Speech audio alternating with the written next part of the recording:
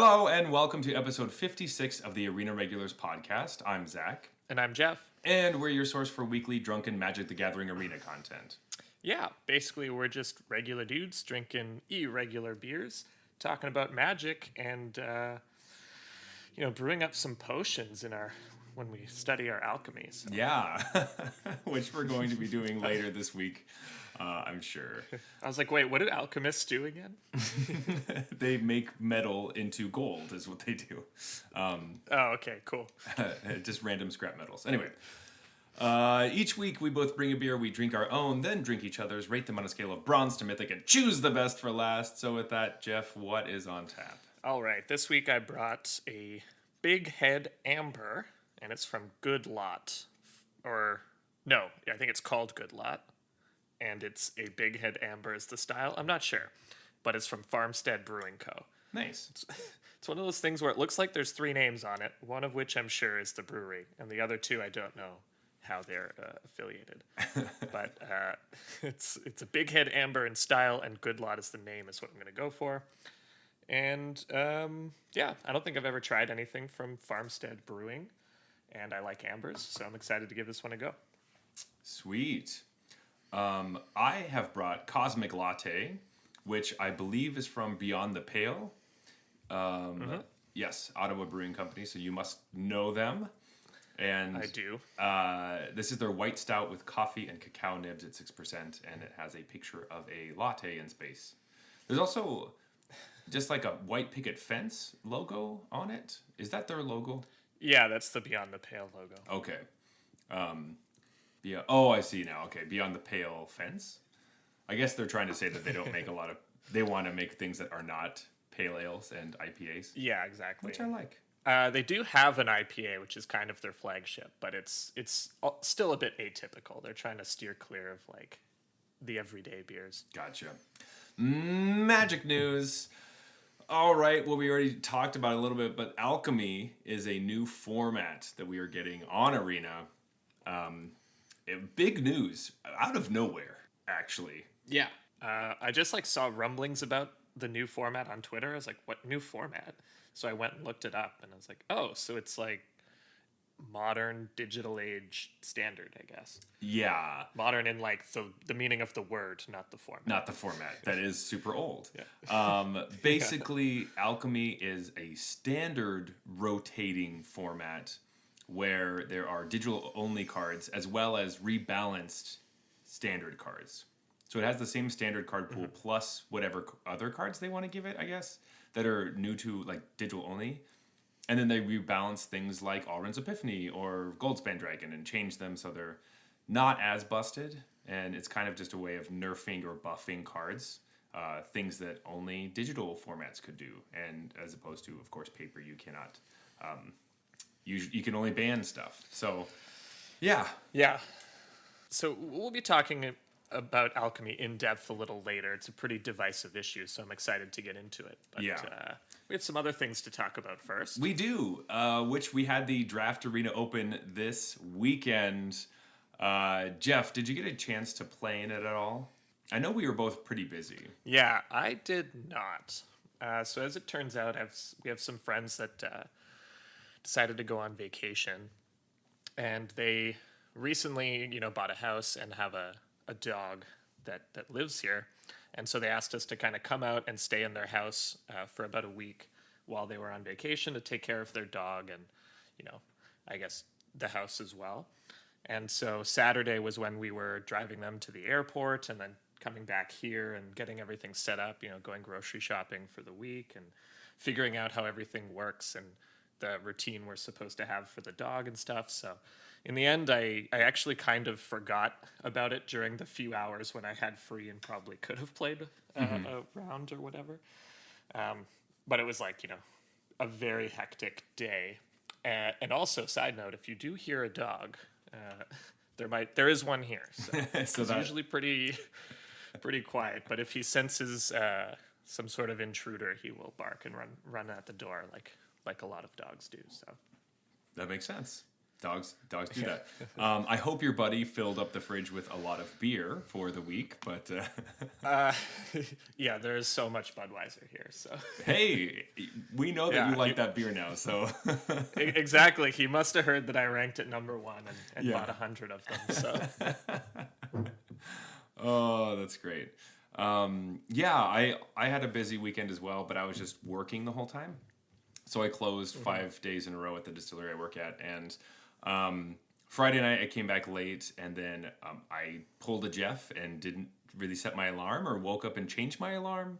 But I was planning on playing the Arena Open in the morning before I had to go work a wedding, and so I just woke up at like 11 or 12 and was like, oh my god, I have to be at work in 2 hours, and I have to eat and shower and things. So I couldn't squeeze it in. However, when I finished the wedding, I got home around 2 o'clock, and I got on Arena just to like decompress. And I saw on the timer it said, I was like, the event's only open for 3 more minutes. I was like, well, okay, well, I was kind of hoping I'd be able to do it, but maybe not. So I played a game of Historic, and when I got out of it, it still said I had like 3 minutes left. And I looked, I was like, that's 3 hours left. I was like, snap. okay. So then I was like, I might as well just try. And I ended up shooting 1 bullet and going 7-1 with like this pretty crappy white-red deck. It felt like trash. And they were... That's awesome. Yeah. I don't know if it was just because it was super late and there were only some people still trying to squeeze in. But I got very lucky, and my opponents made some really bad mistakes that were like, if you didn't kill my Parish Paladin or whatever, my counter wouldn't go on my other creature and I wouldn't have lethal on this turn. You could have killed any other creature and you wouldn't have died, but instead you killed the only creature that makes it so that you actually die. So you're saying the tip for future Arena Opens is just start them at like 2:30 in the morning? Yeah, I think so, because everyone else who's really serious about it has already played and qualified, so they're not playing anymore. You're playing against whoever, Right. all the people that are either drunk, like me a little bit, or worked a wedding. Yeah. So then Very tired. Yeah, I had to work the next day as well, so I got up early, so I didn't sleep very much to play, and then I went 1 and 2 right off the bat with another kind of crappy white-green deck. So anyway, had lots of fun. That's not where you want to be. Yeah, it was not good. I should not have drafted the way I did. But hey, what are you going to do? So I did have some fun, though, because in the first draft, I had to pass a Sorin in pack 3 because I did not go into black like I should have earlier. And then I had to pass a Chandra in day 2 because I was firmly white-green. I was like, well, a red planeswalker that cares about red cards, probably not good for my deck, so I will not take that card. Yeah. But anyway, so that was funny to pass 2 like mythic planeswalkers, being like, all right, so not the bombs I was looking for. Yeah, exactly. But in any case, that's the first time I've made day 2 for Arena Open, so that felt pretty good. Yeah, that's awesome, dude. And with 1 shot too. So you probably like ended up breaking even on gems or something? No, I gained some. I didn't realize if you day 2. Oh, great. If you don't win any matches, even if you don't win, you get 5,000 gems. So you get your... Yeah. So you get something. I didn't realize it was that much, though. Yeah, it's literally just what you paid to get into the last event. So I made like 2,000 So you're up like 2,500 or whatever. Yeah. So that felt pretty good. I was like, hey, okay. No skin off my back. Yeah. Up a draft or 2. Yeah. So it was good. I'm really happy they did it. I hope they do more. And yeah, a lot of fun. I think I'm much better at draft ones than I am constructed. I'm starting to realize. So yeah. Yeah, I was trying to like gather how people felt about it, see if there was a lot of positive reaction, checking Twitter and stuff. And, we were talking about this before. All we really see is just people posting their decks and their record. So like, I went 1 and 2, or I went 7 and 1, or whatever. But I'm taking that as a good thing, because if there was a problem or it wasn't well received, Magic Twitter would have let you know. That's definitely true. Yeah. So yeah, I do think everything went off without a hitch, and people were really happy about it. Though I do remember from the Alchemy announcement, I'm pretty sure the next Arena Open is Alchemy. So ooh, kind of gives you more of a reason to actually play the format as well, besides being interested. Yeah, I mean, that just makes sense for them to do. Oh, of course. So, but we'll be getting into that in the later part of the episode. But first, there was another huge thing that happened this weekend, and we have to talk about it. Innistrad Championship, baby. Yeah. Yeah. But wait, what formats did they play? Well, they played Standard and Historic. But isn't like a whole bunch of new Historic cards getting added on Thursday, and then they're changing the Standard format also to something else on Thursday? Yeah. But we did get an announcement of it right before the championship, just so everyone playing knew that it didn't really matter, I guess. Yeah, knew that none of the deck lists mattered. Yeah. Yeah, it's just typical Wizards fashion, right? This event was, all lined up to be a normal event with some cool formats that have recently changed, and we're going to see how the pros handle it. And then they're like, we got to make up a new format to throw all of that off. Let's announce it the day before. By the way, here's like 20 or 25 new cards that are going to be in Standard and Historic, or in, Alchemy Standard. Yeah. So originally we wanted to talk about the different decks you should be looking to play and what you're expecting to see in Historic and stuff. This is not going to be the case because all of these decks will change because some of the cards are getting rebalanced forever. It's just so weird. What a time to be alive. But let's at least talk about the tournament that happened and the metagames as they would have reflected.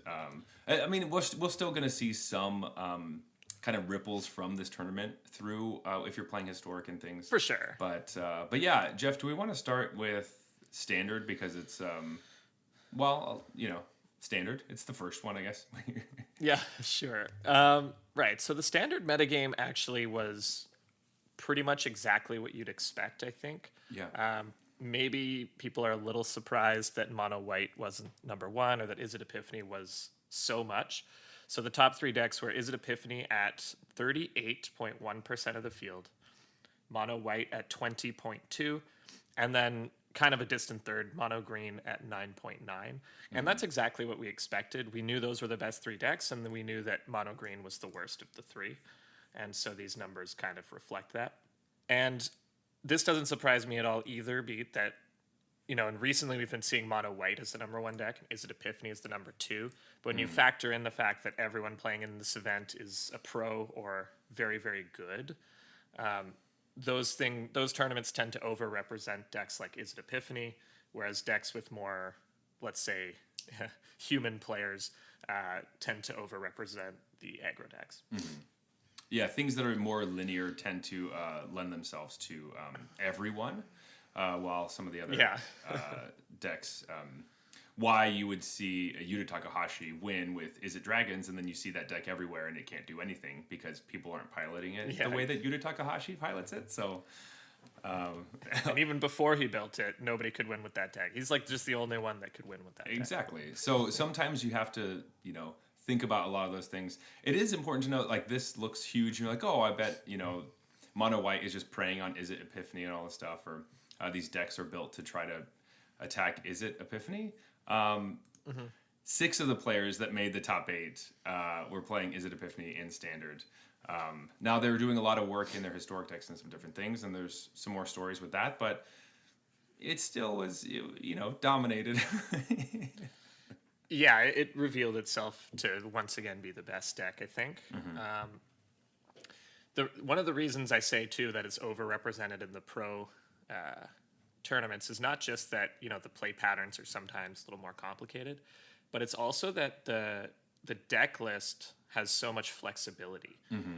Like, if you look at 2 different players who tested with 2 different teams, their decks are going to look a lot more different than 2 different Mono White players. The Mono White aggro deck, it's kind of, there's a consensus best list with a few slots that you can change. Whereas Izzet Epiphany is like all over the place. Some people even play the combo in the sideboard and don't even start it. Some people play creatures like Leer and Dragon's Egg and Smoldering Egg, and some people don't. It's like everyone just has different, and so pros will naturally gravitate towards something that has a lot of knobs to tune for the metagame. And so this deck has a lot of knobs to tune, and if you guess the metagame right, then you're going to be able to smash. Like, if Mono White's going to be the only deck you really have to worry about, then that's a different story than if you have to worry about 3 different decks. Exactly.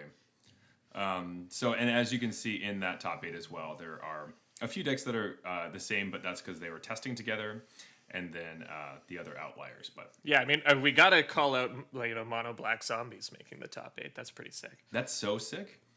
Like, I didn't even think that was I mean, I was hoping that deck might be a thing. So we were talking about a tribal deck doing well. You were hoping for vampires, but it looks like zombies really pulled it out. I guess it was zombies, yeah. Which is one of the ones we had talked about. So I don't know if that means you're supposed to take a shot soon, or does that count as your shot? I don't know. But then the other standard deck that made it to the top 8 was mono green aggro. So no mono white, which is crazy. Not for a while. I think the 17th place is as high as mono white standard deck went. So yeah, it did have a bit of a target on its back, but it's still, seems like it would be resilient enough that it should still be pretty good, but just didn't have a great tournament. Yeah, exactly. But do you want to talk about historic as well, just to get some of the metagame stuff? Yeah, I guess the only other thought I had, I just thought of it right now looking at this metagame for standard, is that if you roll it back like a week or something, people are talking about, is it Control taking over? Is it Epiphany? Nobody playing Epiphany and everyone playing Hullbreaker Horror instead. And it looks like that just wasn't the case at all. That was just kind of the flavor of the week, flash in the pan. And then everyone's like, no, wait, Epiphany's better, and went back. And maybe put a Hullbreaker Horror in the sideboard or something. Yeah. A few of these, I think this Japanese team that dominated, which we'll talk a little bit about, does have a Hullbreaker Horror in the main deck, but they're still playing the combo anyway. So it's like, we'll put one in there just to also have that as the thing. So they had like one of each creature, which I love. They had like one Smoldering Egg, one Leer, and one Horror. Yeah. It's like your opponent never knows what to play around. It's like, what's going on? So, which I think, once again, Yuta Takahashi did that, and it literally, the reasoning is it's harder to play around because there's so many different cards they could have, which is true. Right. Like, if you think they have Horror, that's really different than if you think they have Leer. Yeah, the game completely changes. So, and those cards work really well together because obviously Leer draws you your whole graveyard, basically. Yeah, exactly. And you can counter stuff that nobody... You can't, like, play counters, but, like, Hullbreaker lets you bounce stuff, or bounce spells on the stack. It just seems fun. Yeah. Now, it's not the kind of deck that I'm good at or could play, but those are the kinds of things like, oh, I see, that's cheeky, I like it. But yeah, the historic metagame now, moving on, is a lot more interesting because they're a lot closer in percentages here. There's not one deck that's just 40, another deck that's 20, and then the rest of the field. So here we had Celestia Humans as the number 1 deck at 16.3%. Is It Phoenix at 13.5%. Heliod Company, which is like green-white life gain combo, at 10.3%. And then you just have a whole bunch in the like 5 to 8 range. Golgari Food, Jeskai Control, Jund Food. So if you put the foods together, that's the second most played deck. And then Rakdos Arcanist, and et cetera, et cetera. It's like, why there's no auras? What's going on? What happened? This auras is bad. We just got a new creature. Come on, man. Oh. So. Yep, happy to see no auras. I mean, I think, are we in the other category? Let me see. I'm going to just scroll quickly to see if there's actually any auras player at all. I'm sure somebody did. Yeah, there were 5 Azorius auras. Okay, and there's some Enchantress. All right. So that feels good. It was cool to see that. Represent. Yeah, represent. There were some goblins came back a little bit. Yeah. Li Shitian, I believe, was playing mono red goblins. One player. Mm-hmm. Love it. Which coverage was giving a lot of love to that deck. I think we got to see it a few times through the weekend. I saw some when I was trying to times have changed. Yeah, where everyone's like, "Oh yeah, play Muxus, it's so cool," Go Goblins! Like a year ago, we're like, "Okay, Goblins is so frustrating. We need to beat this deck. I hate it so much." And now ban Muxus, ban him. Yeah. Remember when we said that? Yeah. Well, we didn't say it, but people. I'm just trying to be nice. The and say that. community said it. Exactly. I'm part of the community. I wasn't saying ban Muxus, but we as an entity were saying that. So just remember, hey, sometimes you don't have to ban things. It just takes time. Everything takes time. Yeah. Why didn't you just predict that they would print such outrageously increasingly powerful cards so as to make Muxus just okay? But as well with the historic metagame and going to which ones made it to the top 8, which is what we normally care about. We have about 3 Phoenix decks. There's one Jeskai Creativity deck, and then 3 Golgari Food, and then a Celestia Humans deck. Which was surprising. I was watching Celestia Humans and thinking like, oh, this will be like Is It Epiphany? It's just gonna go through historic and like really come in big numbers, and it ended up getting preyed upon pretty badly with some of these. I think these Is It Phoenix decks were also like prepared with a ton of removal, expecting to have to deal with specifically Coco decks. So yeah, exactly. I think it was well known that like green-white creature decks were going to make up a huge portion of the field. In particular, the 2 that were a quarter of the field, Celestia Humans and Heliod Company. Just from reading around like different articles the pros wrote about their testing, it seems like everyone sort of knew that these were very good decks and going to be near the top of the metagame. But I mean, really, the story of the weekend is that there's this Japanese testing team, and they made up half of the top 8. Half of the top 8 they were. Yeah, it's crazy. So there were 5 total Japanese players in the top 8, 2 German and 1 American. But 4 of those Japanese players were working together, and wow, did they just? That's insane. That's what you call breaking it. They didn't bring any new decks that nobody had seen, which is usually what you think when you say someone broke the format. These guys broke the format. They all played the same decks, except one of them had a slight change, and they just destroyed the entire event. 4 in the top 8 out of 5 is crazy. That's insane. Like, isn't it like most of the time if you can get 2 of your players from your team, that's considered like, oh wow, they really crushed it? Yeah, if you get 1, you're happy. You're like, we did it. And if you get 2, it's like, wow, we killed it. Like in your Discord chat being like, all right, well, we're 50% to win the whole tournament. Like, that's insane. Yeah. I can't believe that. Yeah. And they did. Here, do we want to just read over who is in the top 8? Because we are just like kind of talking about it. All right, yeah. So let's go through the top 8. Up first, we had Christian Hauk, who played Celestia Humans. So the top 8 was historic. Yes, that's important information. I am surely going to get this name wrong, but Yo Akake was Jeskai Creativity. Next up is Zachary Keeney, who was on Is It Phoenix. And Simon Gortzen with Is It Phoenix as well. And shout out to him for the mono black zombies and standard. Yeah. Was rooting for you, Simon. Then we had Yuki Ichikawa on Golgari Food. And Yuta Takahashi with Is It Phoenix. What a monster. Current world champion, and then just top 8's this. No big deal. No big deal. Toru Saito on Golgari Food. And Riku Kumagai with Golgari Food as well. Coming into it, the people I was looking at most, because I was keeping track of records, Christian Hauk, who was just like blasting through like the only undefeated player in like the longest lasting undefeated player throughout the tournament. Of course, you're looking at him being like, oh, this guy's doing so great. Except for the top 8, he just like 0-2s and he's out. I'm starting to think that's a curse, because didn't that happen to Andre in the World Championship? That's exactly what happened. And also really hard for this tournament. So it's important to note that Worlds next year will have twice as many players as it did this year. So this year we had 16. Next year it's going to be 32. And so the top 6 players of this tournament get to go to Worlds. So that means that... So Christian Hauk doesn't make it to Worlds. The other person who gets like 7th place is Yuta Takahashi, who already has an invitation already to is Worlds. Qualified. So of the top 8, the only person who can't go to Worlds is Christian Hauk. Doesn't that suck? Oh, that sucks. And he had the best main event. That sucks. That sucks so bad. Like you crush the main event and just like 0-2 like fucking just dip.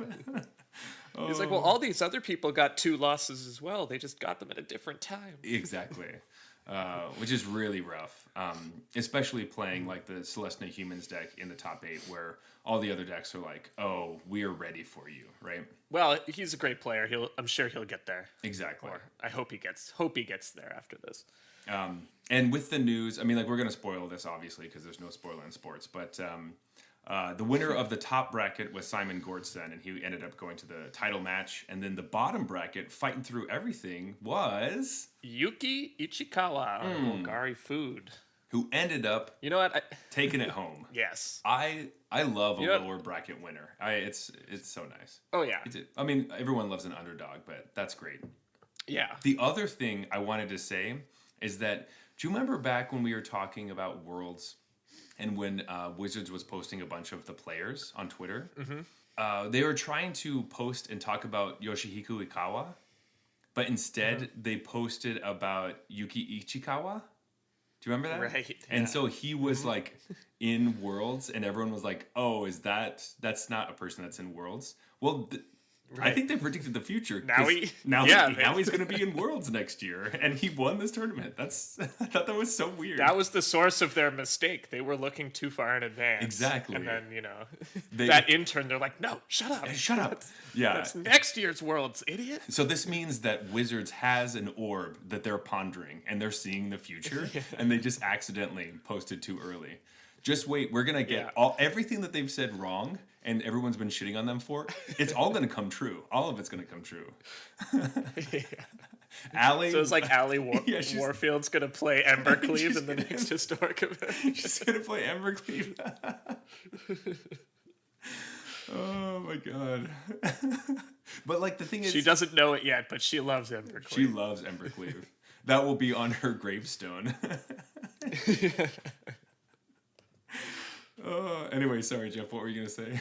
I was just gonna say I think it's only fitting that one of the Japanese team members won. Although I was kind of hoping for Simon to win at one point, just because I saw that he played Mono Black Zombies in Standard. I was like, yes, come on, Simon.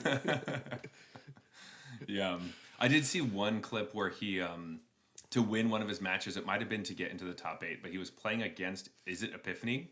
And he had his opponent had he was holding Divide by 0 in his hand, and basically the plan is like bounce one of their things or bounce their spell and go get Mascot Exhibition the next turn, slam it and go.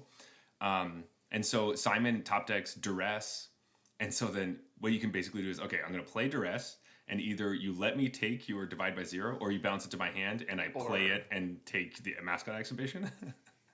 And that's how he won, by like top decking Duress, which I love. Duress is good against Divide by 0 because, like you said, if they bounce it, you just recast it and take whatever they learned for it. Exactly. So I just thought that was fun. But that's great. That's great. But yeah, that Duress got him to Worlds. Yeah. So kind of from this, what we're looking at and what we've seen through the tournament, we'll probably see in Historic some Celestia Human stuff, but there might be some problems, and we'll talk about it in the next section, basically. But Golgari Food, because it won, is going to be a deck you will see everyone playing. Definitely, and it was already relatively popular before, just because it's the type of deck people like. Yeah, and it plays a squirrel too, so people like squirrels. That exactly, yeah. And the squirrel is the best card in the deck too. So yeah, I kind of laughed when I first played against it. I'm like, they're playing the squirrel, and then I was like, holy shit, I have to kill this thing very quickly, or I'm gonna lose. Yeah, that is a crazy one drop where if you let them untap with it, like you're probably gonna lose the game. That's insane for a one drop. I'm pretty sure Yuta Takahashi got bumped from the tournament because he was trying, like he had Unholy Heat in his hand, and he only had 3 Delirium, not 4, to make it 6 damage, and the squirrel was about to go above 6 toughness. So he was like, If I had one more card in my graveyard that was a different type, I could be able to kill this, but I can't. So I guess that's the game. The squirrel's gonna kill me. I'm at 13 life. I have a lot of experience. I have a lot of experience with the Unholy Heat versus Ravenous Squirrel. That whole play pattern. And I've only been getting away with it because my opponents make a mistake. They like sack something on my end step, and I'm like, okay, now they don't have enough stuff to sack to get it above 6 if I do it in response. So, but like at that time, I was just like, if they just untap, I can't win because my removal spell will not be able to take out this 1 mana threat. My 6 damage removal spell is not good enough. My 1 mana 6 damage removal spell is not good enough to kill their squirrel. What format am I playing? What is this? Oh man. Yeah, but so you could get away with that on the ladder, but I doubt that Yuta Takahashi's opponents would make that mistake. They would always make sure they can get it above 6 in response if they have to. Oh, of course. Yeah, it seemed great. There was a lot of positive response about the championship on Twitter, specifically just about coverage and how many games they were being able to pack into it, and how like the little frivolous things in between were getting cut out, and they were being there's more game footage, which is exactly perfect. That's exactly what we wanted. It's what people have been asking for a long time, right? Yeah. So, and this was a lot of like streamers who were doing watch parties, who were literally sitting and watching the entire event with an audience, just being like, okay, thank you. This has been the best one. I've watched all of these, and it's getting better. So it is nice to hear that they are listening to some feedback and changing some things, which is wonderful, because that was also our complaint at Worlds. So I actually watched just the first round because it happened to be like, I think it was like a lunch break or something. Yeah. I forget what time it was. It was like on Friday, on a Friday for us. And which was great because round 1 was Gabe Nassif versus LSV in a mirror match on the deck. On a Rakdos Arcanist mirror match. So I was like, okay, yes, loving this. And the only thing that went wrong in the time that I was watching was a small hiccup where they had the cameras on the wrong sides. Oh, okay. So I actually it looked like Gabe was playing from LSV's position and LSV was playing from Gabe's position. And I was rooting for Gabe just because I tend to watch his stream a little more often. Nothing against LSV, obviously. But LSV had a really sick start to that game that looked like it might even be insurmountable. And I was like, yeah, go Gabe. And then they're like, 1 second. And then they flip everything. And it was like, oh, wait, LSV is winning. Okay. Interesting. You're like, all right. So I changed my feelings about this. Yeah, go LSV. Yeah. They pulled the old switcheroo on me. But the cool thing was that in the 45 minutes or whatever that I had it on, I think there were 3 matches of Magic. Yeah. Which is awesome. I had or 2.5 because we came into game 3 of one of them or whatever. Exactly, but that's exactly the kind of stuff that we needed and we wanted. So happy for that. I know I was telling everyone I was going to take work off to specifically watch Magic this weekend. I wish I could have, but of course it's holiday season, so Christmas parties are a brewing. So I'm doing lots of that stuff. But excited for the next one. And happy that things are moving upwards, even though we don't have. Maybe it's good that we don't have the MPL all the time, so that they have. There's more time in between to be like, all right, we can actually fix this problem because we don't have to do it for another 3 months or something. So, right, I think that'll be really good. Yeah, glad to hear it went off well, and again, just kudos to this Japanese team. Yeah, utter domination. We're coming in. This might be a couple years of Japanese domination for a while. We had the Czech house has been huge, but they've been talking about retiring, so someone's got to take the spot, and it seems like Japan wants to do it. So, and I love that Yuta's just going to play whatever blue-red tempo deck is in the format, even when his teammates have broken the format with the other deck. But doesn't matter. I'm going to play the blue-red tempo deck. Yeah, and they push him out because he had some team. His losses were team kills. Yeah, and so they're like, "Well, I mean, you didn't bring the deck. That's so what happened. Fuck you." Yeah, they all just put anti-blue red tempo and hate in their sideboard just in case we come up against Yuta. Yeah, they're also like, he doesn't need a spot at Worlds. He has one already, so whatever. Maybe he threw it. Hey, Try to get his teammates at Worlds. what if the Worlds? Well, I guess it's 32 players. They don't have a team that's big enough. It's all the Japanese players at Worlds. It's just one team. They all play the exact same deck list. Yeah. I guess to be fair, we are gonna have Simon and Zachary Keeney in Worlds now. So Yeah, great for Zachary too. By the way, he did really well almost all season in the Rivals League, and now coming up and getting himself a spot at Worlds. Awesome. yeah, and I'm really happy that the prize pool has been flattened a bit. There was some talk about that, but as far as like prizes went, like Yuki got $2,000, and then before that, second place was 15, then 11, 9, and then 6,500, and slowly went down to like 4,500. But then like everybody made some money, but it's nice that like the prizes have flattened out a little bit. To me, I think this is nice. Those have flattened out. Yeah. And they're giving away more world seats. It's not like you have to spike the tournament. You can make the top 8 essentially. Right. You just have to make top 6 and you get invited. I think that's really good. And having more players at Worlds will make it like this big event. So I think that's Sure. that's So Yuki got 20, you said? yeah. Yuki got 20. Nice.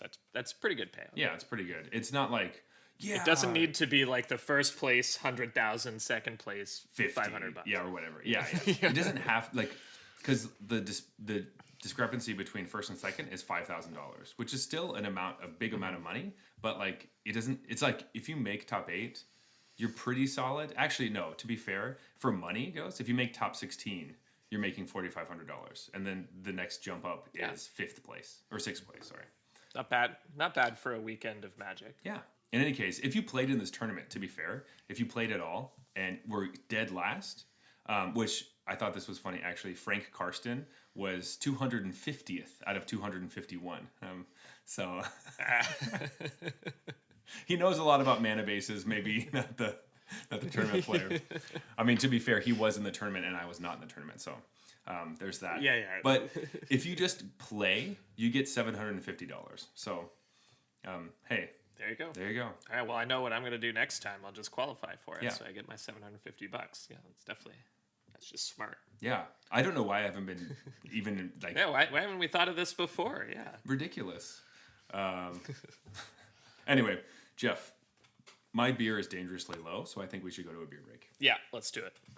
This beer break is brought to you by our patrons over at Patreon. That's right. You're already supporting the show just by listening. But if you want to support the show even more, the Patreon is the best way to do that. And when you become a patron, you get an exclusive invite to our after party, which is a mini episode recorded immediately after this one, where we ramble about non-magic things and just stuff we think about. Plus, you get to vote on which one of us you like more by either buying me a beer Or buying me a beer. And the way you do that is you go over to patreon.com/arenaregulars and you click the Buy Jeff a Beer button. That's how you vote for your favorite host. No, you click on Buy Zach a Beer button. That's how you vote on your favorite host. I must have clicked the wrong one then. But. I don't think you clicked any of them, actually. So if you want to go to our Patreon, that's patreon.com/arenaregulars. Please vote for your favorite host right now. All right, so Jeff, I did look up this beer during the beer break, just so we know exactly which brewery it's from. And in fact, it is Good Lot Farmstead Brewing Company. It is both of those things. It's just one long word. Yeah, now that I look at it, that seems obvious, but... It's a little confusing, but I do like there are hops on the can, but they have like little raised bits so you can feel it on your fingers. It's very visceral. It's not just like yes, that's true. Smooth can, which I like. Perfect. I love when we can get excited for this cosmic latte. Oh yeah, for sure. And I mean, this is just a good round because white stouts, no matter how many times I've had them, they still mess with my mind. So. Yeah, and this is a reminder. Hey, pour your beer into a glass. It's really worth it. Especially with white stout. Yeah, especially with white stout, but. Maybe you don't have to do it with other beers that you're like, I've had this a million times, or this is a PBR. But if you haven't had the beer before, pour it into a glass. That's something Jeff taught me. So, there you go. Very important. Okay. It's time to talk about the drama of the week, Alchemy. All right. Yes. So we described it a little bit before, but I'm sure our listeners had a lot of questions while listening to our description of Alchemy. So I guess we'll start by just explaining the format again and trying to guess some of their questions, because we've had this probably similar questions and seen it sort of around in the multiverse.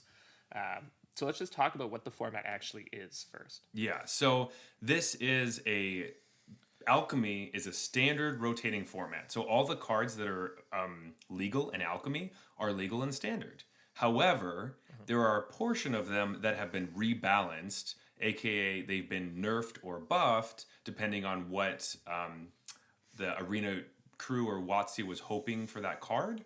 So if people seem to be complaining a lot about bannings or something in Alchemy, that card could be rebalanced so that it's more balanced for the metagame, which... that seems like a really smart decision for a digital format, in my opinion.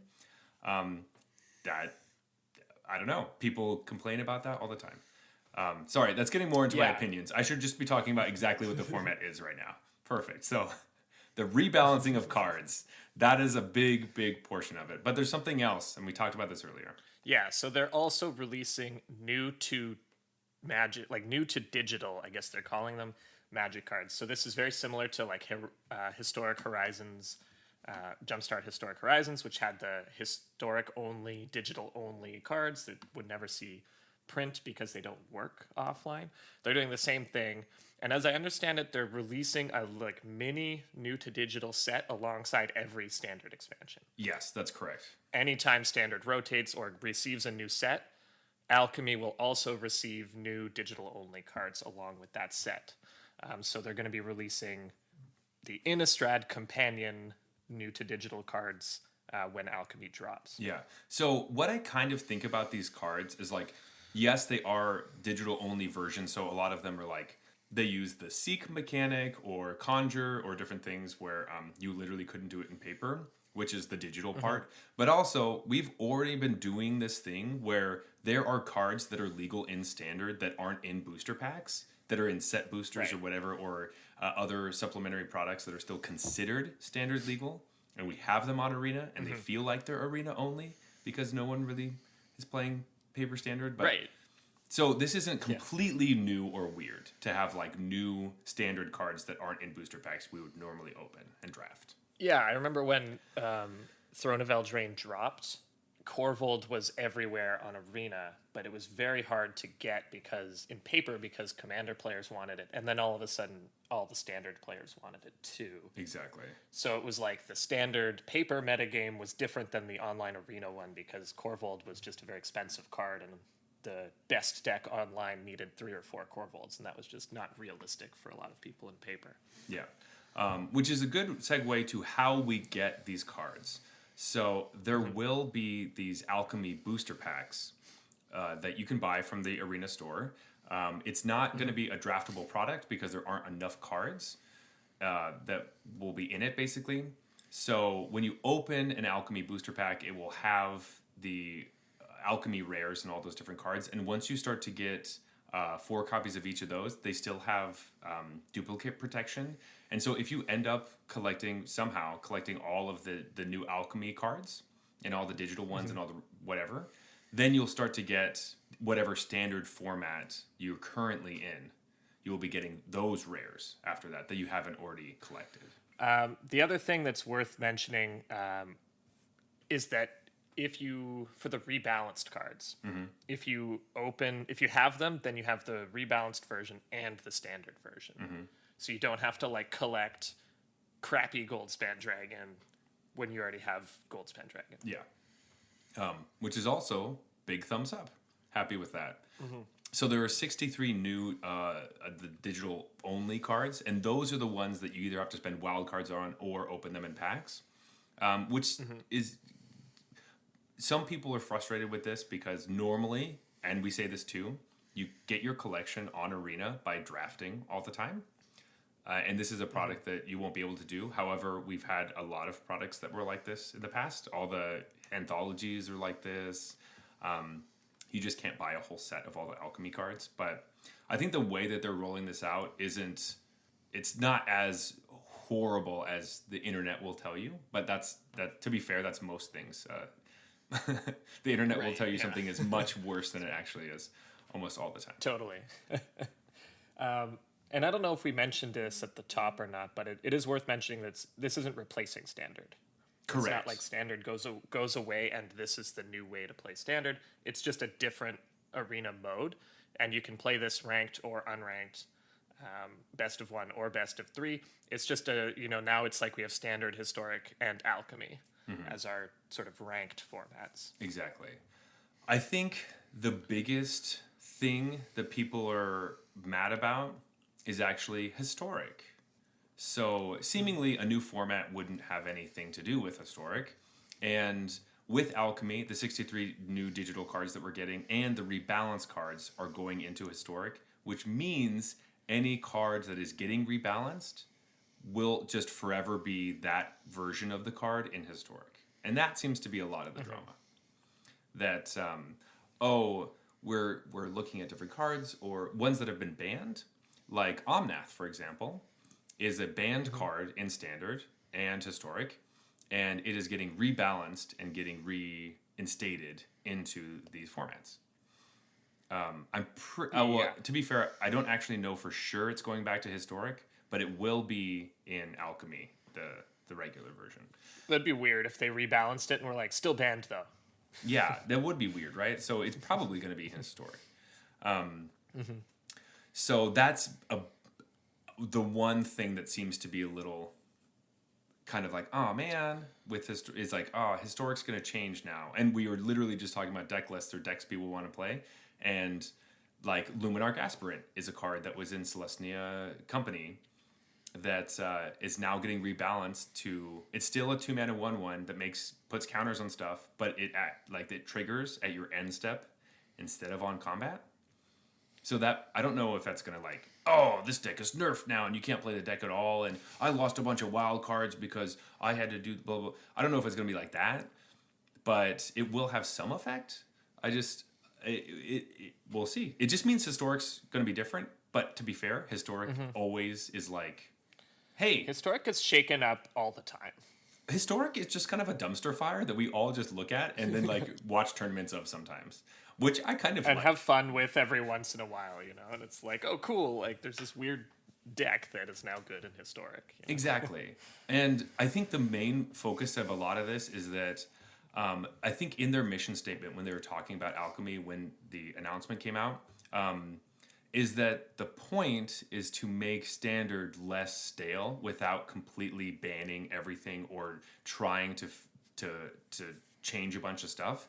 They're just rebalancing some things. And if you get tired of regular standard, you can play Alchemy and just kind of have fun. That's basically what it is. Now, they do want to have some competitiveness to it. And that, yes, we're going to have an arena open with it. And yes, there might be some tournaments. But looking at a lot of the cards, it does kind of feel like, hey, let's experiment a bit. Let's have some fun. Just as far as like top level feelings, I'm just going to go ahead and say that I just love this. For me, this is going to be great. I understand like the concerns of wildcard investment and then your card gets nerfed and it's not good anymore. Whereas if they banned it, then they would give you back the wild cards, et cetera, et cetera. But you have to understand the bar for getting banned is a lot higher than the bar for getting nerfed. So that already kind of makes sense. But I love standard, I think, is probably my favorite format in general to play. And the only problem with it is that it does get stale. Like with Arena nowadays, how many games people play and how much information is being shared. It only takes a couple of weeks before the metagame's like locked into 3 decks. Whether those are like the best decks available with the pool of cards doesn't even really matter because they're the litmus test now. Every deck has to be able to compete against those. And so you don't have time to maybe even find the best deck because, just play mono white, And so it'd be really cool if they were able to kind of change things on the fly. And the other thing about the whole, I don't want to invest in Goldspan Dragon if it's just going to get nerfed or whatever. It's like, well, it's getting nerfed in Alchemy, though. Like, if you want to play Standard, your Goldspan Dragon's still Goldspan Dragon there.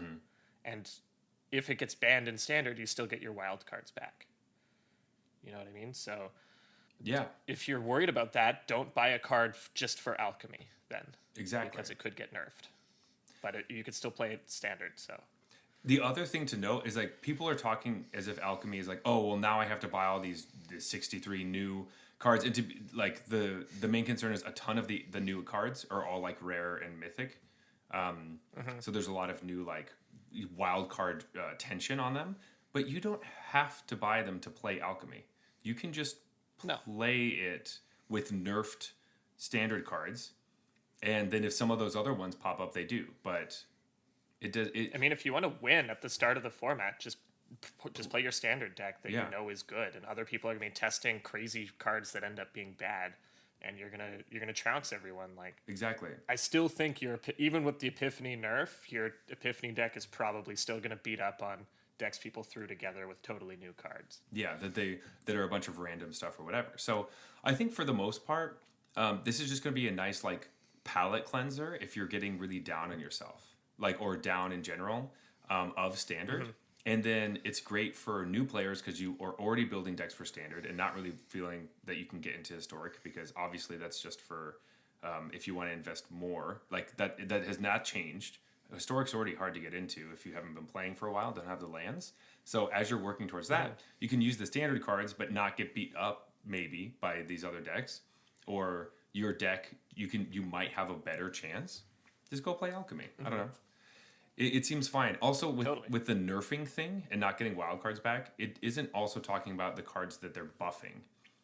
Because, like, think about the times, like, what I'm really looking forward to in this is, like, when are they going to buff base camp so that it enters the battlefield untapped? Do you know what I mean? I can't believe I haven't seen that spoiled yet, because that's just been everyone's criticism is like, this card wouldn't even be that good if it didn't enter the battlefield tabbed. Why did they put that extra rider on it? So that this could be the opportunity to be like, hey, are we going to get our whole like party deck? Yeah. Is that going to come together? Because this is the time to be like, oh, well, some of the numbers are wrong. We'll change the numbers up, or maybe the enters the battlefield thing, we can just erase it. You know, I'm happy with that. Some of these cards that they're like buffing are just weird ones that are like, yeah, sure, let's buff this a little bit. Like Wizard class. Yeah, why not? Wizard class is the like single blue enchantment that cares about your hand size and you draw cards and stuff. And they just kind of made the last ability cheaper that puts counters on stuff when you draw cards. And it's like, sure, that makes that, I don't even know if it's playable, but like, try, you know? Why not? And they also did it with the same exact buff with Druid class. They just changed the level 3 to just 3 mana instead of 5, which I love because I was already playing Druid class in like some for fun decks I had in Standard. So I think that's great. It's going to be fun. They did a good job with all of the cards that have been rebalanced are very clear, because not only do they have a big like mythic looking A by the name at the very top, so there's absolutely no way you can miss it. There's down by the little, usually there's a kind of holographic oval if there's an actual physical card. They have the little Arena A as well, just to show you this is the Arena version. This is the Alchemy, or I guess A is for Alchemy, not Arena, but yeah, which I like. We were talking a little bit about this before, but I like that they added a distinction in that oval space for this product, because this is something we haven't talked about on the show because it doesn't pertain to Arena. But silver border is changing, where there's no longer going to be silver bordered cards. They're adding like a little acorn stamp to the cards that can't be played in Eternal formats, and other products or other cards in the same product will also be playable in your commander decks and stuff. And so the more times that they make this little oval space mean something is better, because then we will be looking at it more often to know, this is playable in this format or whatever. So I think I'm big thumbs up to continuing this trend and making sure that people are aware that that is an important spot to look at and it means something now. Right. And once you've learned that, then it's just ingrained, right? None of us are like, oh, it's weird that I have to look at the set symbol in the right-hand side to figure out if this is legal and standard. It's like, exactly. No, that's normal. That's like, how nice. What if they did like a master set or something where you open it and then at the bottom you would be like, oh, this card is legal in Legacy, which means it's legal in like all these different things. So like, Yeah. oh, or I guess maybe they wouldn't do legacy because like everything's legal in legacy, but like, Yeah. oh, okay, this one's legal in modern, which means it's also legal in this or whatever, blah blah blah. Which I guess they did with the card frame. In any case, I think it's a good idea. And I like Yeah. that they're going to continue the trend, so it's not just a bunch of random things that you have to kind of know as an enfranchised player. It wouldn't be too difficult as someone who's new. So And as far as like, if we want to start talking about the actual cards, yeah, I mean, we can quickly go through. We've alluded to them, but we can quickly go through some of the actual nerfs here. The nerfs are usually bigger than the buff. Yeah, more, exactly. Like more impactful than the buffs. because we know them. Alrund's Yeah. Epiphany. Yeah, Alrund's Epiphany finally getting the nerf it deserved.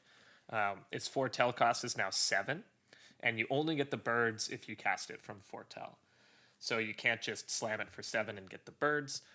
You got to pay the full 9 essentially now to get birds at all. Yeah, which I think is great. Really good change. Yeah. Really good change. At first, I thought they just changed the foretell cost. I was like, I don't know if that's going to be enough. Yeah, I but also then- had the same. I was like, okay, is it that big of a difference if they have to do it on turn 7 instead of turn 6? But yes, the birds are what make the card a win condition. Right. If you don't have the birds, then that's usually how the combo works. Is you win the game because you have birds.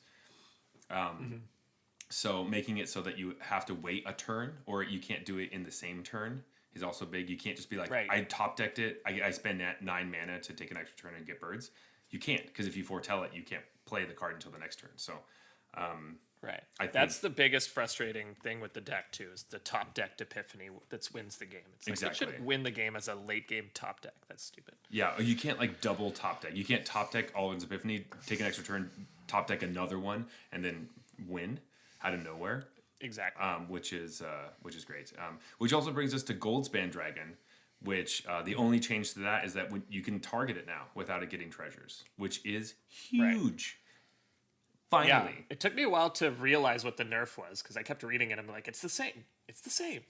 It's the same. Mm-hmm. And I was like, oh wait, you can target it. No, that's a big deal. that's a big deal. Because then you can kill it before combat, and they won't get the mana for their counterspell. Perfect. It's not just Right. like this. The problem with this card was that it was a damned if you do, damned if you don't. You're like, oh, well, if they have Goldspan Dragon, I should hold up my removal spell. And it's like, well, they're going to get mana in response and deal with that. Yeah. So you're fucked. Whereas now it's like, oh, if they want to protect their Goldspan, they got to wait till 7 mana. That's a huge difference. Exactly. Or it's like, it was kind of teaching you that you had to play counterspells if you wanted to deal with Goldspan Dragon. Now it's opening you up to other colors. So you don't have to just play blue. You can play black and deal with Goldspan Dragon without worrying about them countering your removal spell. Like you I don't have to play Soul Shatter anymore. Yay! Yes! No Soul No Shatter. more Yeah. fucking Soul Shatter. That card is so frustrating.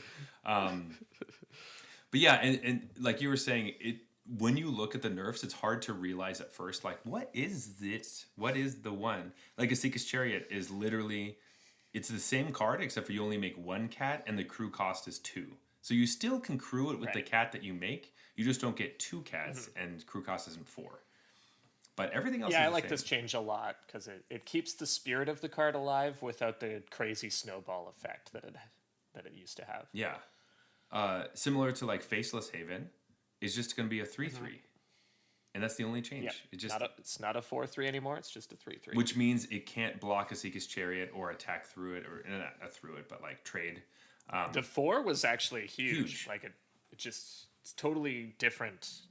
This is still going to be good, but it's not going to be ridiculous. It like just Faceless it makes was. your attacks like there are a lot of times where you attack with this being like, if they trade, that's good for me. Now it's like you won't be able to trade with the stuff that you want to, so it's not going to be as good attack. So all in all, I'm like, I'm just excited to play this. Okay, to be fair, when I first heard the announcement, I was really upset, not happy about it, didn't like what was going on, and it took me some time to sit with it and really think about it and what I actually want out of Magic to realize that I'm more excited for this change. Or not even change, this addition. It's not that much of a change. Right. That's the other thing. It's an addition, and you can talk about this weird side effects it might have on Historic. But how often is it really coming up that you spent wild cards on a card for Historic, and then that card was too broken in standard and needed to be nerfed for alchemy. Like, that's not going to happen that often. Yeah. Or you... That's like a tiny little window of card that's too good for standard, but good enough, like good in historic and not broken. Like, that's a small window. Yeah. And some of it is like I was saying before, the Luminarch Aspirant thing, that they nerfed it a bit. So, like, it makes it a lot worse. But number one, the deck doesn't completely depend on this card. It's not like you're playing a combo deck where they ban one of the cards and you can't play the entire deck anymore. It's like, no, you just lost one of your good 2-drops. You can still play the same shell. Like, or you can still play the card. You could just... There are a lot of things that compete with that slot too, so you can just switch it out for something else. It's just going to be a little different. And that's how Magic always works. I don't know. Yeah, it's exactly.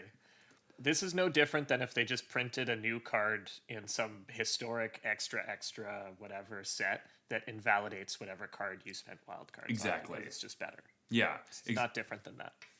Yeah, so it's like, yeah, if they made like just a much better 2-drop in white that you would play in that deck and you just don't run this card anymore, that's exactly what happens. Right. So I don't see... I see why you could be frustrated. However, there are ways that you could live your life where you're not as frustrated, and you can see the good side of a lot of things. Because remember, it's just a different way for them to screw you, historic players. They've been doing this to you the whole time. Yeah, exactly. Yeah. So, like, hey, just like... This is our motto. I think I can speak for Jeff when I say this. Like, hey, just take a breath, drink a beer, and just play some Magic, man. Like, have a good time. Yeah. If you don't like it, don't play it. Don't play it. Like, play something else. And you know what's great? Alchemy, you don't have to play Alchemy. Like, you don't. Right.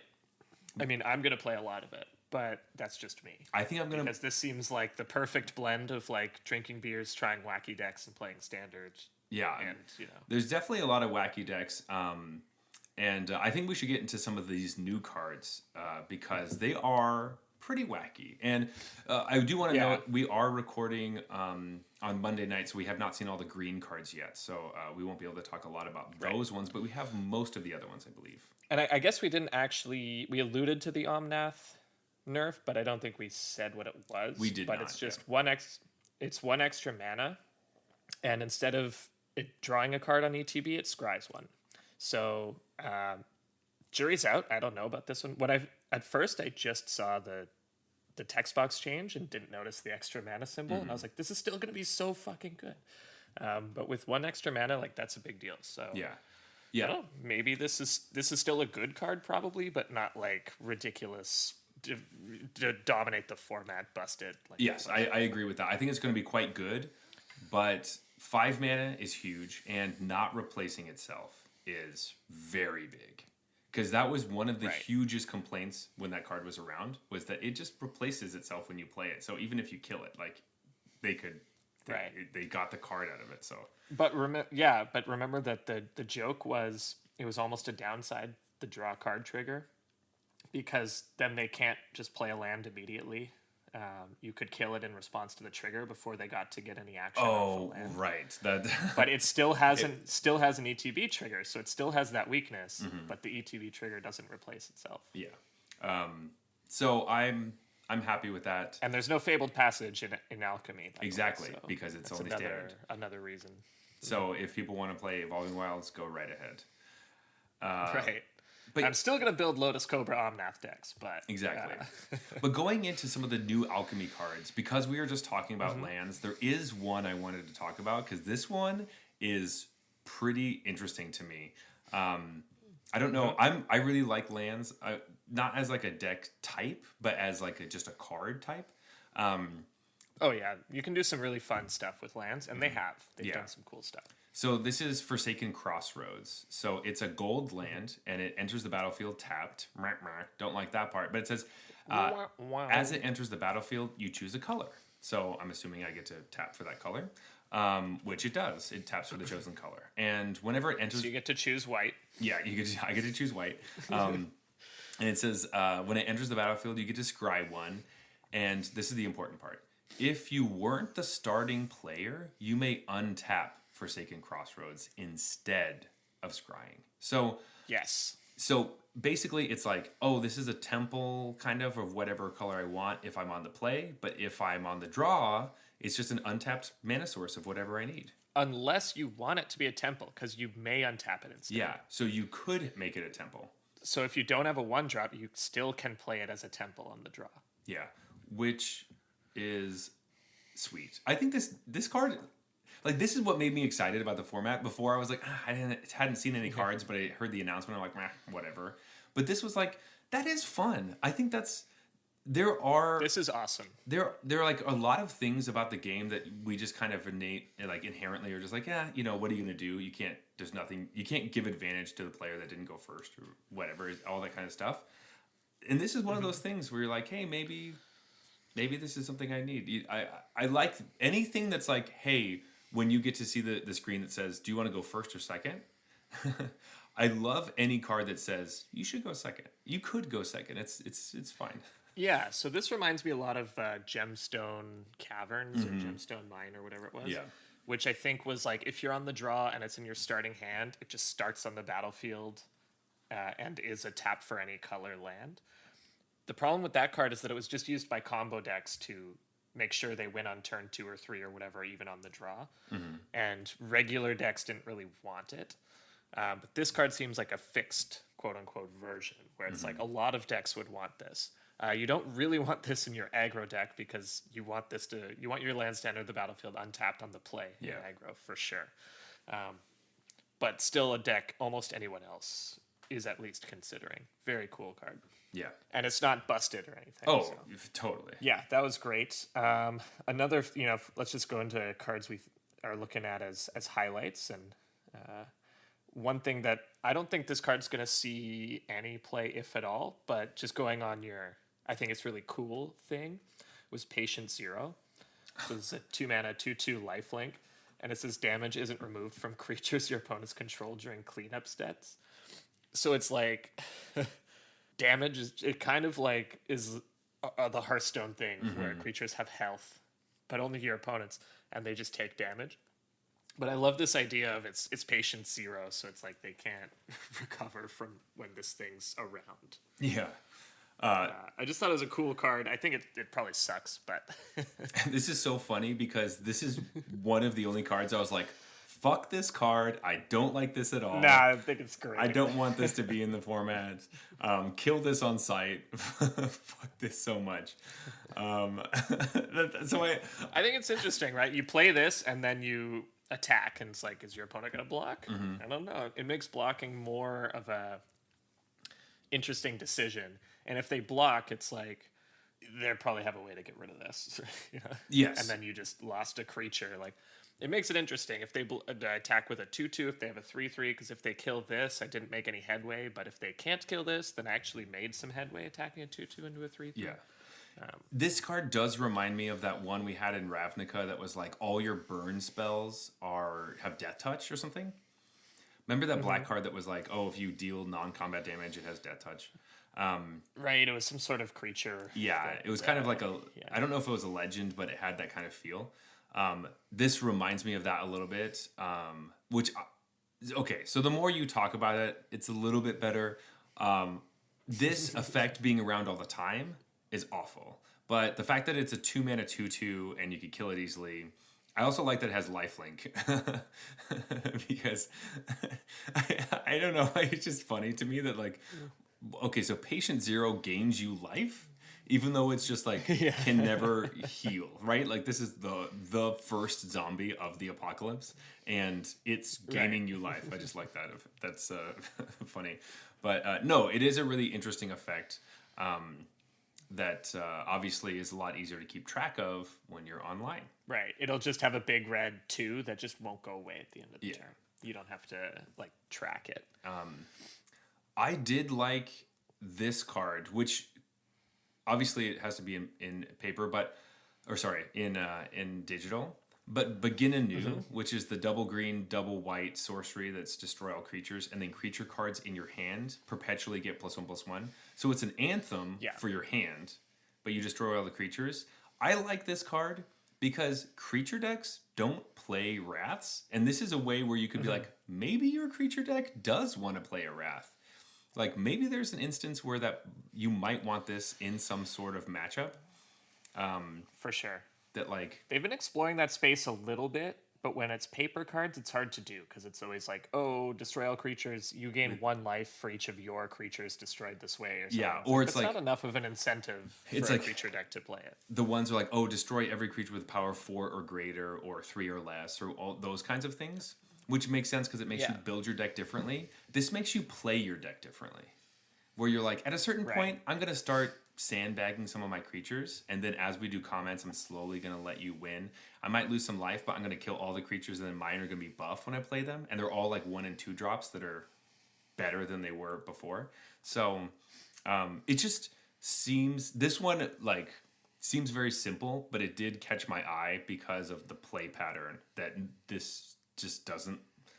You like, it's kind of says like begin anew, you get an anthem effect that says, you know, or sorry, you get a what's it called, an emblem that gives your creatures +1/+1 essentially. Yes, not really, but kind of. And now to move on to, let's say, a new mechanic that might move us, I'm guessing, a little more towards cards that we're less fond of. And so the big theme, I guess, of this set that's showing up on a lot of cards is the like draft from spellbook. Yeah, I guess is the only way to that's what it describe this. That's what it is. Yeah. Okay, that's the mechanic name. A draft, I guess, or spellbook. So I don't know. Cards with spellbooks come with a spellbook, which is just a bunch of cards. And from what I've gathered of the ones I've looked at, it's cards that already exist, but definitely not necessarily in standard. Like we're going way absolutely not. Definitely, like, a lot of them are just cards that are on Arena that we already have programmed. Right. And so maybe I'll just pick one here. Ishkana Brood Mothers, 3 and a green for a 3/5 with reach. Other spiders you control get +1/+2, and you can play 1 in a Golgari, exile 2 cards from your graveyard to draft a card from Ishkana Brood Mother's spellbook. And so her spellbook is pretty much all spiders or like cards that make spiders to make that other spiders you control get +1/+2. Now I didn't actually read the description of this, but I'm assuming that draft means I can pick one, and then I can't pick I get 3 at random, and then okay, because I was like, what is draft? Yeah, but I'm assuming after I take one, it leaves the spellbook, or is that it's just 3 at random every time? I believe it's 3 at random every time. I don't think you can start to count out or write down, okay, so I already saw these 3, I picked this one, so these ones aren't going to come back up, so then I'll see this. I think it's just... It just feels like draft is the wrong word then, if it's just like 3 at random from a spellbook. Because draft to me means you're taking one and not replacing it. Okay, that does... Anyway. I think that... Oh, what you mean is, I'm pretty sure that if you draft a card from the spellbook, that specific card you took is probably gone. But the other ones you saw are still there. Yeah, exactly. Okay. That's what I was assuming. Okay, all right. Just because they used the word draft, and draft felt like such a weird card to use, unless you're trying to communicate that the card you took doesn't go back into the spellbook. So next time you can never get that card twice or whatever. I think it's more the same. I think it's more the idea that like you get a choice is what draft is meaning. Like you get a choice to pick from, which is what like a draft is. It just feels like the wrong word for this mechanic. I don't have a suggestion for a better word, I guess, but anyways, what do you think of this mechanic? Okay, so talking about spellbook cards or cards that have this, I cannot be bothered to read these spellbooks. I don't care, and it's kind of like Davriel's choices or whatever. There's so many fucking things. Like I can't. The point. This is what I think. The point of the card is for you not to really know what's in it. You know basically what's in it, but not actually you're not doing it to get strategic advantage over whatever. It's just kind of to have fun. You push the button, you pull the slot machine, you see 3 that you get, you pick one of the ones that you get, and see how best you can play the game with it. That's how I feel about the cards, and that's how I think they should be played. I don't think you should spend a lot of time memorizing all the spell books and trying to figure out the best way to play all of them. I think that makes for... Unless that seems fun to you, I don't know. It doesn't seem fun to me, but... Yeah, unless that is fun, right? For you, then do it. But yeah, so like if we're not making it clear, these spell books are big. Like each Yeah. card's spellbook is, I don't know, what, 15 to 20 cards or something? Yeah, let me count. Specifically, the one we just talked about is At least 10. it's 15. Yeah, Okay, yeah. So I think they're all That's just 15. like- They all look like they're 15. basically an insane amount of words to put on a Magic card. I think if you were trying to like analyze how good it was, just replace draft a card from spellbook with like draw a spell. Like draw a card that you know is going to be relevant, but it's not going to be a constructed playable card. That's basically it. You're going Yeah. to draw a card that you would never normally put in your deck, but you do still draw cards. So it's like, Yeah. I don't know. A lot of these are like And bears, so they're just like 2-mana 2/2s that have a keyword, and then they do this. So the white one, it just is like a whatever. It has vigilance, but like the spellbook, basically all the cards are either token cards, taxing cards, auras, or like enchantress stuff. So it's a lot of like conflicting strategies that you might get all the wrong cards for the strategy that you're working towards. Or, Totally. some of them, it's just kind of like, hey, play this. I don't know. Maybe you get the anointed procession that you wanted, but maybe you get all the glitters, which doesn't help at all. Like you don't know what's going to happen. And that's how I feel like you should kind of go towards these cards, is just like, cross your fingers, especially because you're playing a 2-mana 2/2 that is only drawing you a random card, basically.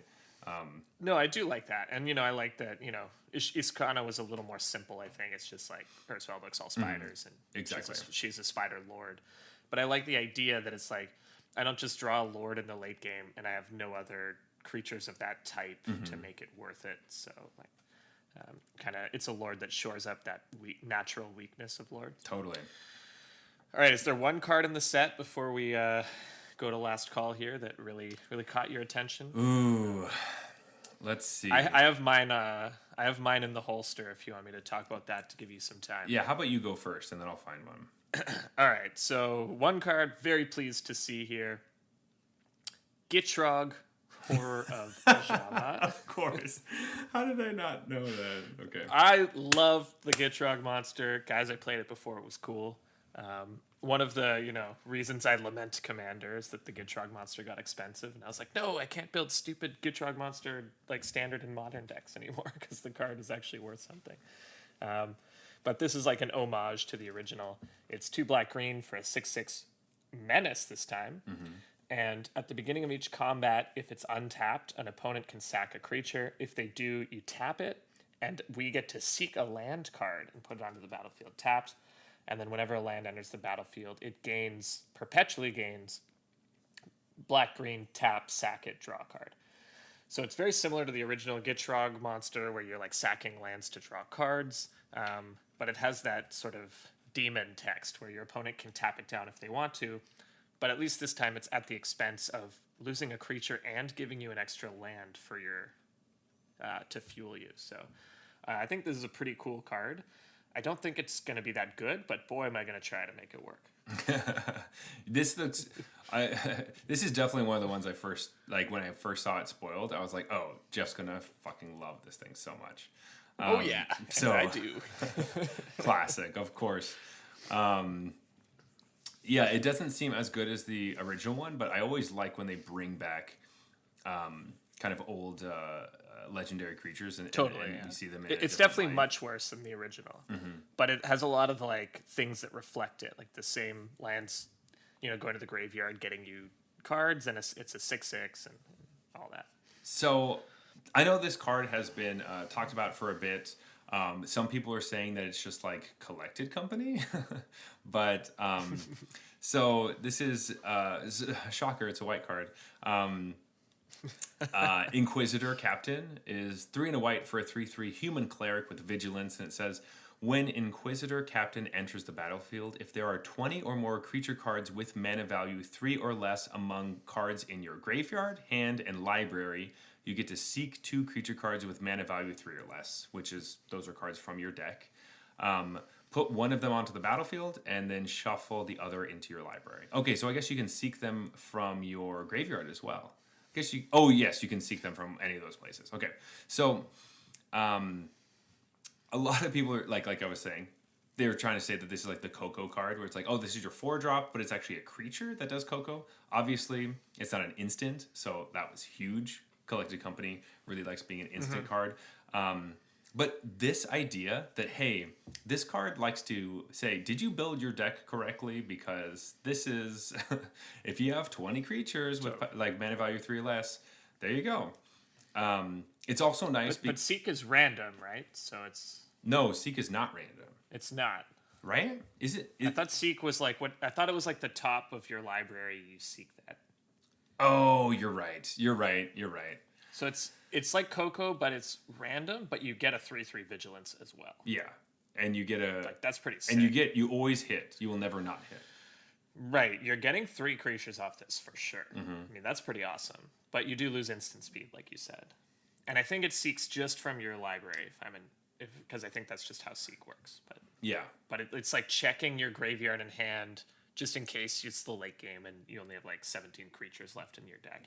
This still does something. So the beer is hurting me on this one a little bit. I was confused at first. Okay, so you seek 2 creatures, but one of them stays in your library and the other one comes onto the battlefield. So you have the choice of 2 different cards. I see. That's what it is. So it is a mini Coco. You're for sure getting a 3/3 vigilance, and you're for sure getting another creature. And you have a choice between the top 2 that you find. Okay. So it's definitely a cool way to give white Collected Company type stuff. I think it's obviously power level wise worse than Collected Company. But still seems like really strong in the mono white deck as a topper. Yeah. Right? Because this seems really good. I just also think it's fun because there are a couple other cards that care about 20 or more of something. So just having a way of being like, yep, you build your deck right, or you sideboarded correctly. Don't take out too many creatures and fuck over your combo. I do like that bit, which is obviously the digital only version of stuff. But seeing that, I think there's a red one that does it with spells and some other things. So, but yeah, I'm happy. Overwhelmingly, I think there are a massive amount of ramp or taxing things, where there's a lot of cards that are like, at a certain point, this creature type costs less, or cards in your hand with this mana value or more cost less. Which is like, holy crap, is everything either making your Alrund's Epiphany cheaper or your bombs like, that's basically, like, all these blue cards are like... We haven't even seen the green cards yet. Yeah, and so there does seem to be a ton of ramp. But it is interesting because with Alrund's Epiphany, specifically with these cards, they care about making cards in your hand cost less, not foretold cards. So then you have to decide when you're going to foretell them and all that. So I think it will be... Imagine it was like, lower the foretell cost of your Alrund's Epiphany in your deck. To 0. In your hand, graveyard, exile zone, or library. Or sideboard. So it will be really interesting, and it's going to be extremely hard to understand what some of these decks are doing at the beginning. Being like, okay, so you have 4 mana, but one of your cards costs 2 less? What could you play? I have no idea. Or I think I might. Like, I don't really know. It's going to be really... I think it seems so fun. Yeah, it just seems really crazy, and I think your best bet is to not put too much effort into trying to break it and just have a good time. It's funny that you brought up the like pseudo ramp thing, because my closing thought was going to be, man, there are a lot of cool ass cards in this set. I can't wait till the most impactful one is Absorb Energy. Yeah, which is the counter spell that makes cards in your hand cheaper. Yeah, it's like, oh hey, did you want Mana Drain? Because here you go, basically. You get more mana because you get like 6 mana off.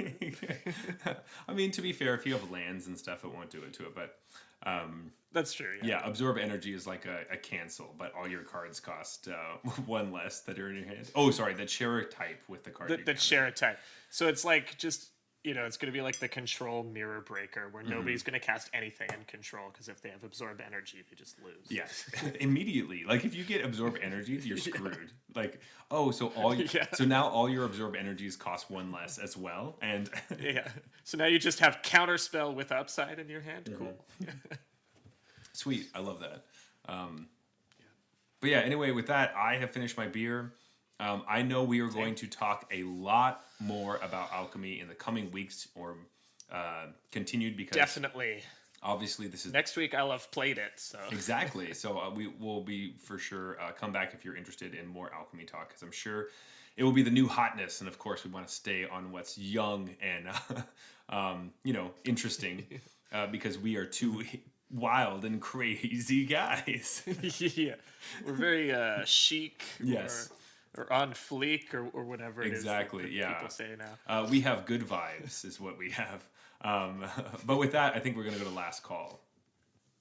It's time for the big reveal. Here we go. Oof, the most exciting part of every show. Every show. Here we go. 3, 2, 1. Boom. Yep. Yes. That's what I thought. That's my boy. We picked the amber because we are big heads that love amber. That's right. We picked Good Lot and or Big Head and or Farmstead and or amber beer. Yeah. It's too hard not to pick an amber when it's there. When it's like, yep, this is a good amber. I like it. That's the thing. I feel the need to support good ambers. Mm-hmm.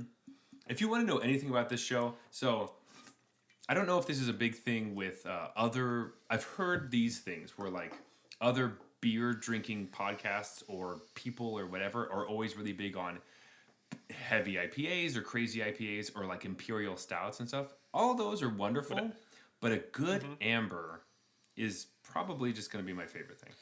You don't have anything to hide behind, You got to be a good beer maker to make a good amber. Exactly. You're right. Yeah, there's nothing fancy going on. There's no crazy guava fruit or mango or mint or something. Coffee. Or like chocolate or whatever. It's just like, did you make a good beer or not? So, spoiler alert, I like this one. Obviously, I picked it. So, yes. Jeff, let's go into the rankings. So, we rate beers on a scale of bronze to mythic, which is the same as the tiers in Arena, which is really handy for us. Look at that. Love it. Disclaimer. Yeah, great coincidence. Yeah, disclaimer. This has nothing to do with the where you are in Arena. Whatever tier you are at, don't feel bad if we're bashing your tier. This is just a fun way to rate beers. So you keep chugging along. Everyone goes at the same pace. We have all been in all of those tiers. So there's nothing wrong with that. But with that being said, bronze beers are trash. They're the worst. You throw them away. You kick them as garbage, and you spit it out onto the ground. I did want to interject. You said they shouldn't feel bad if we trash their tier. What if we trash their beer? Should they feel bad? Ooh. Yeah, I might feel differently about beers. If I trash your beer, you should probably feel bad about it. No, you know what? You like what you like. I don't care. You like what you like. If you like, reevaluate your choices. Yeah, if you like Molson Canadian, go ahead. Like, that's fine. Hey, Molson Canadian is whatever. It's very much whatever. Molson Canadian fits right into the following category, which is silver. These are macro brews or craft beers that don't have a lot going on. They, indistinguishable from the macro brews, let's say. Yeah, or just don't, deliver on what they've promised. Usually is the case. Oh yeah, that's the reason they end up here most of the time. Yeah. Gold beers are fine. You won't really drink them again. You won't really think about it. It's just like, okay. Yeah, solid's kind of the same but on the other side of things, where it was good. Do you mean platinum? Yeah, what did I say? Solid. Okay, well, solid is a new tier that I'm introducing. It's between gold and platinum. Come on, Zach, we talked about this. Platinum is the other side of average. It's solid.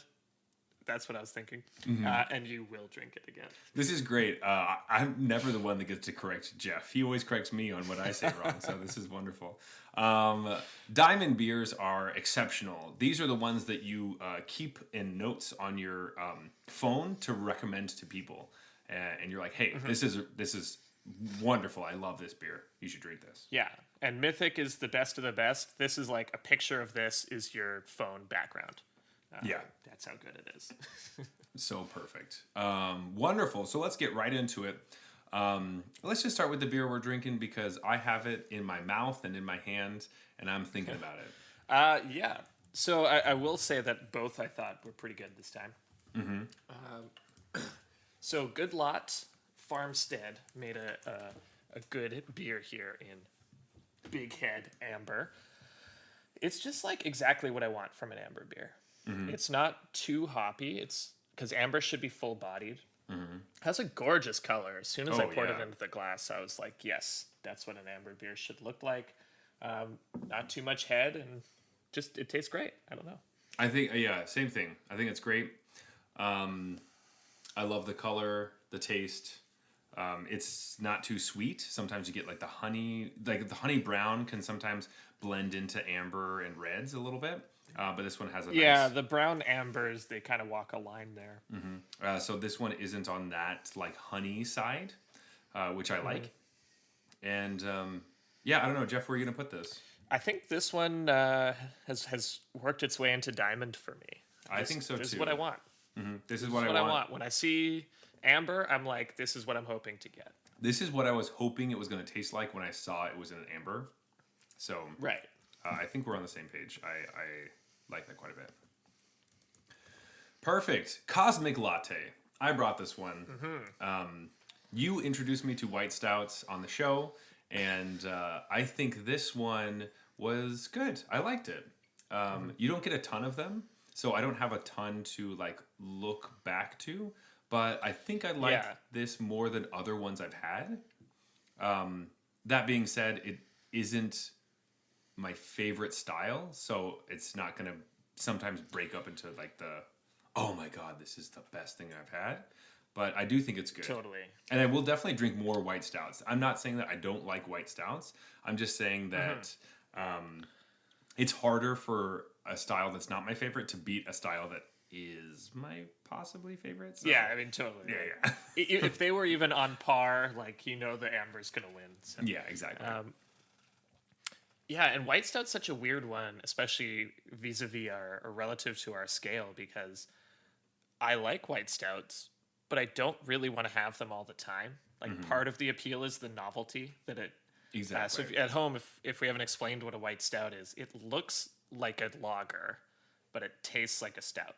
That's basically the whole gimmick. Gimmick, yeah. And it is kind of a gimmick, right? Because if you have them all the time, then you lose that you're freaking me out thing that your brain definitely does. But I still do enjoy them because I like stouts. And then it really does mess with my mind. I keep looking back at the glass and being like, wait a minute. Is this what's going on here? Yeah. So I do think that's really cool, but I don't want to drink a ton of white stouts because I don't want to lose that part, because that's what's cool about it. Yeah. If white stout became the most popular, like if white stouts became like the new IPA, which it won't, but if that happened, I wouldn't be like still on board. I'd be like, it's kind of over. Right. But with this one being said, like, I'm probably just going to put this in platinum because I thought it was solid. I liked had it there as well. And I think it's a good representation of if I'm like, hey, taste this. If someone hasn't had a white stout before, I'm like, this is a really good version of it. But I'm not gonna I'm not gonna be like recommending this to just anybody because there are when you talk to more people about beer, there are people like us who want to try a bunch of different stuff. And then there are people that were like, oh, I love beer. And then you show them some weird things and they're like, what the fuck is this? And then they kind of write you down in their notes on their phone being like, that guy's fucking weird with beer. Don't listen to Zach. Yeah. So, and that I've definitely... I mean, I have that in my phone, but... That's more about deck archetypes, not about beer. But anyway, so I would be wary with that one. That's kind of why it's not going to go higher, but it's definitely like the weirdest one to recommend, right? Because the people that you're describing that don't really want to adventure in beer are the ones who are going to get most like gobsmacked by the fact that this looks like a beer they would like and it is not. Yeah, so that's true. They're like, wait, but this looks like a Budweiser. Why don't I like this? Yeah. they'll be like, something's wrong with it. Can you take this back? I know Is this rancid? What happened? Yeah, something happened. But for my standards, I think platinum's a good spot to put it. So I'm happy with platinum. Yeah. Or sorry, I'm right solid. there with you. I like it in solid. That's why I invented the new tier. Was just for this beer. Exactly. Wonderful. I'm right there with you. Like you said, it's better than the other white stouts we've had, I think, on the show. Yeah. And but it is still hard to rate it too high because if this were a stout, I don't think I would rate it in Diamond or Mythic just based on the flavor. The flavor, correct? Yeah. And I don't think the gimmick of looking like an ale or a lager is enough to push it into that. Definitely not. But I am interested in more of their stuff. So beyond the pale, I'm coming for you. I'm gonna drink your shit, or I guess your beer. But with that, start with that. We have come to closing time. Yes. Closing time. Yes. If you want to reach us, you can always talk to us at Arena Regulars on Twitter and Instagram. You can also find us on Arena under the username Arena Regulars Podcast. If you want to talk to me personally, you can find me at Zulberg. That is ZeulBerg. But Jeff, where can they find you? You can find me on Twitter. It's at BluesBrewsMTG, BluesBrewsMTG. And please leave a review on Apple Podcasts and iTunes. Follow us on all the places that you are listening to us right now. And subscribe to our YouTube channel. Leave a comment on our most recent draft video. We're going to have some more of those eventually. We just drink beer and draft, and it's a good time. So please crack open a beer and hang out with us. We'd love that. This has been the Arena Regulars, reminding you that alchemy is your invitation to the party. Decks, because party decks are going to be good because they're going to buff some of the cards. Like Base Camp was really bad, but then they're going to make a new version. It's not as bad. Good night.